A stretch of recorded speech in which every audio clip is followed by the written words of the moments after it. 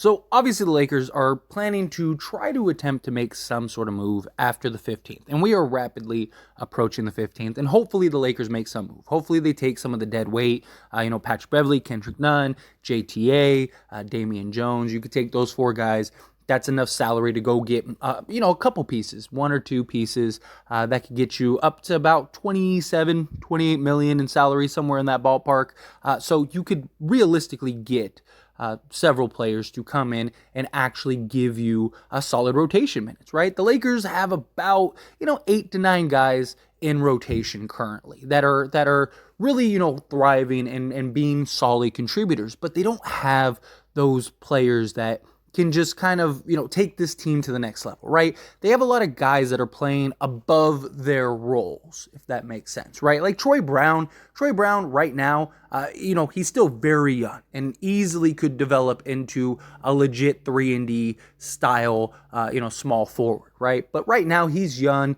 He's very consistent. He's been a guy that's like pretty much given us 8 points a game automatically, but he's not supposed to be your starting small forward, right? He's supposed to be the guy coming off the bench, giving you those 8 points, and now that is that impactful, right? Because 8 points from a bench player is more impactful than 8 points from your starting small forward that you want, 12 to 15 or whatever from, right? So his 8 points would be a lot more impactful.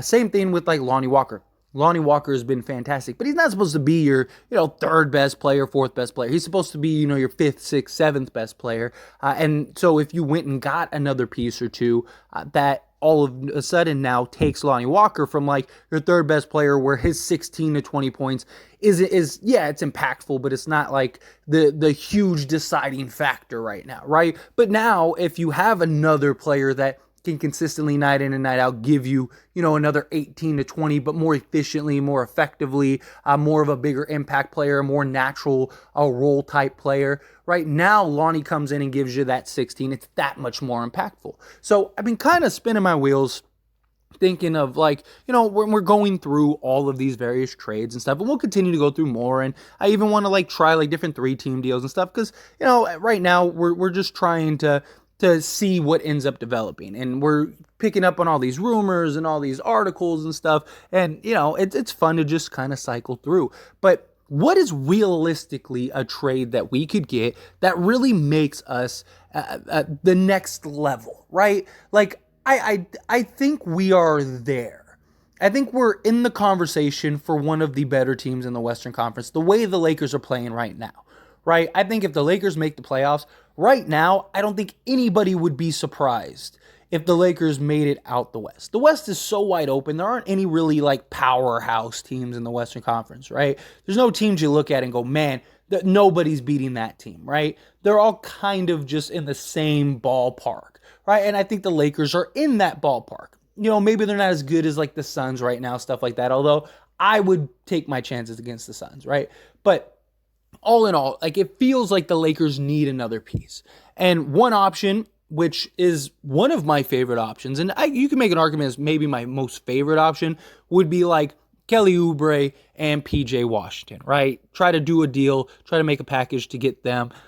Problem is would PJ Washington really be available? And would we be even able to acquire him, right?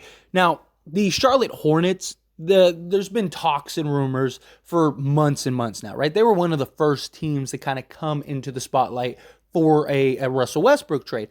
And it made sense for Charlotte to do a Russell Westbrook trade because Charlotte wanted to clear off a Terry Rozier, a Gordon Hayward, guys like that. Their salary, their long-term salary is what they wanted to unload, and the Lakers needed some guys, right? Well, now the Lakers, it doesn't make any sense to trade Russell Westbrook because of the impact that he is having. So now, what is the benefit for the Charlotte Hornets outside of the picks, right?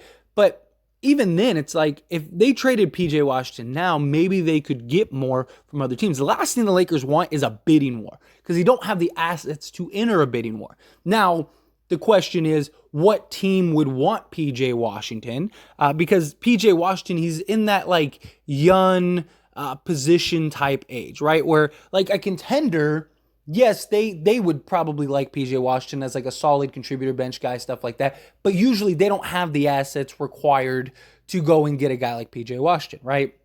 A tanking team or like a rebuilding team, they might want PJ Washington, but what are they giving up in order to get that? Because most of their assets they're going to want to keep, right? Unless they're just that high on PJ Washington. And PJ Washington is a nice player, but who knows where he's going to go? Is he hit his ceiling? Is he has room to grow? I mean, he's still very young. He's 24 years old. So there's still plenty of room. So the Lakers may not have to get into a bidding war, but it begs the question of like, is PJ Washington even a player that the Lakers could obtain if they want to?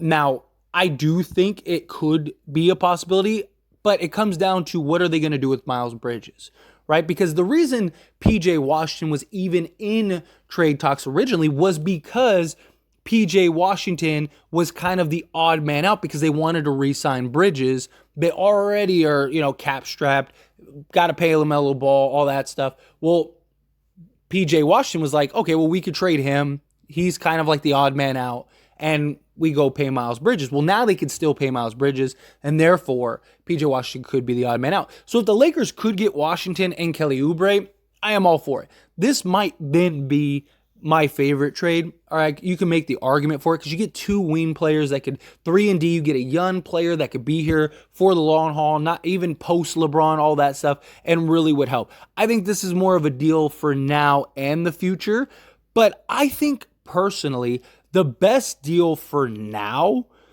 is Bojan Bogdanovic and Saddiq Bey. I think Bojan Bogdanovic might be one of the best fits, especially the way he is playing right now. And I've really kind of thought about this and kind of racked my brain around it. Like, the beauty of Bogdanovic, right? Bojan Bogdanovic is he doesn't need the ball, right? Like he's talented and you can give him the ball and he can go, make a play or whatever and get a bucket, right? But like, even if you look at his shot chart, like 60% of his scoring is is being set up off of a setup guy, right?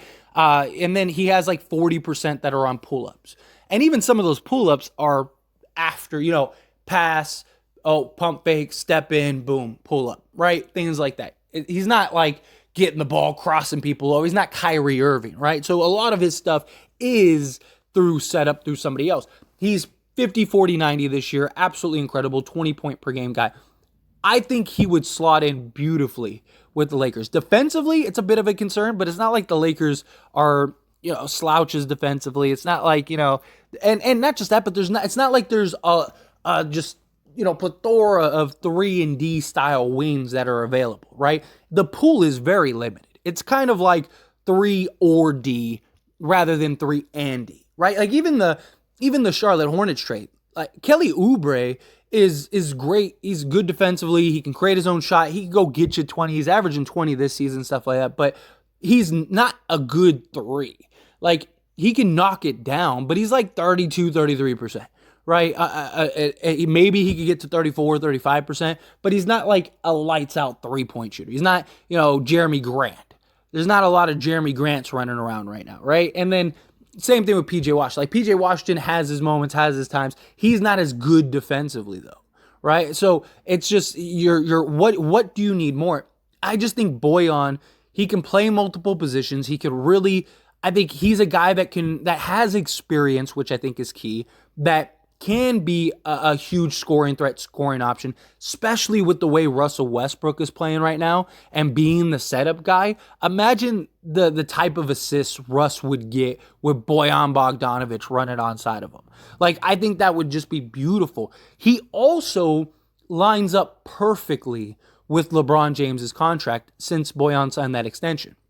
So he would basically fall off when LeBron, and then now you're in the transition stage. Saddiq Bey, to me, is kind of the addition, right? Like, he's the reason to justify giving up a first. Because Bojan clearly isn't worth a first-round pick, but it's kind of like, well, if we get Saddiq Bey, you get a young, scoring type wing. Again, not a 3-and-D guy. I do believe he can be a 3-and-D player. I mean, he's got the length, he's got the size, he's got the intangibles, but he's coming from a Detroit team that doesn't really, they're not a team that's really focused on defense, right? They're not trying to really stop anybody.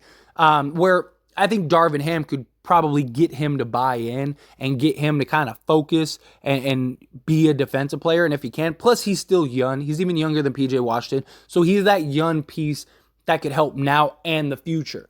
Worst case, he's just, a project that you're working on and you're building for your future along with, Max Christie, guys like that. And I think that this is a deal also that still gives you flexibility because you don't have to pay Saddiq Bey next season. He still has another year. Bojan Bogdanovic is on a reasonable contract. And one of the concerns the Lakers had with trading for Bojan was they thought he wanted a 4+ year deal. And he signed for 2 years. And he signed on a reasonable contract. He's making like $19 million a year or whatever, right? And the salary cap goes up like when he becomes expiring and all that stuff in his final year. So it's a great position to be in. They could do this trade and still have enough money to keep some of their other guys. They may be able to keep Walker if they go get Bogdanovic. So, like, now the team that we have currently, you add Bojan Bogdanovic and you add Saddiq Bey, that's the team we could have for the future.